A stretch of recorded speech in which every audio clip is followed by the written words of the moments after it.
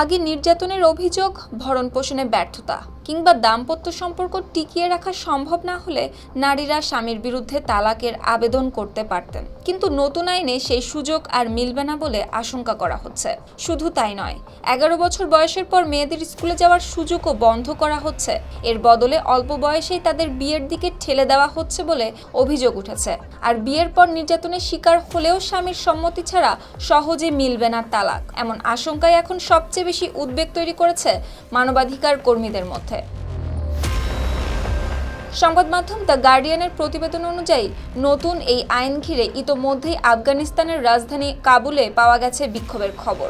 বিভিন্ন নারী অধিকার সংগঠন বলছে এটি কোনো পারিবারিক আইন নয়, বরং নারী ও শিশুদের ওপর সহিংসতাকে আরও শক্তিশালী করার চেষ্টা।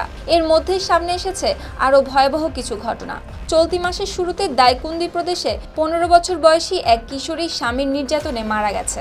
তার পরিবার জানায়, বিয়ের মাত্র 2 মাস পর থেকে তার উপর নির্যাতনের শুরু। প্রতিবার মারধরের পর স্থানীয় বয়স্ক নেতারা মীমাংসা করে মেয়েটিকে আবারও সেই সংসারে থাকতে বাধ্য করত। মানবাধিকার কর্মীরা জানান, তালেবান আনুষ্ঠানিক আইনি কাঠামোর মাধ্যমেই বাল্যবিবাহকে প্রতিষ্ঠিত করার চেষ্টা করছে। নিরাপত্তা ও ন্যায় বিচার নিশ্চিত করার বদলে তারা নারীদের স্বাধীনতা হনন করছে।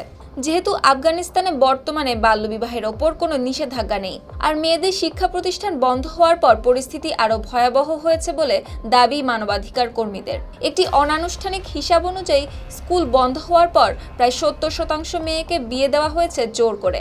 এসব বিয়ের 66% ক্ষেত্রেই মেয়েদের বয়স ছিল 18 বছরের নিচে। এদিকে জাতিসংঘের সহায়তা মিশন নতুন এই আইন নিয়ে গভীর উদ্বেগ প্রকাশ করেছে। সংস্থাটি বলছে, এই আইন আফগান নারী ও মেয়েদের অধিকার হনন এবং বৈষম্যকে আরও স্থায়ী করে তুলছে। তবে নতুন এই আইনের সমালোচনা উড়িয়ে দিয়েছে তালেবান সরকারের এক মুখপাত্র। তিনি বলেন, যাদের ধর্ম ও ইসলামী ব্যবস্থার মূল ভিত্তি নিয়ে সমস্যা আছে তারাই করছে এর বিরোধিতা। অন্যদিকে বাস্তবতা বলছে, তালেবানের নতুন এই আইন শুধু বাল্যবিবাহকেই বৈধতা দিচ্ছে না, বরং নারীদের করছে আরও অসহায়।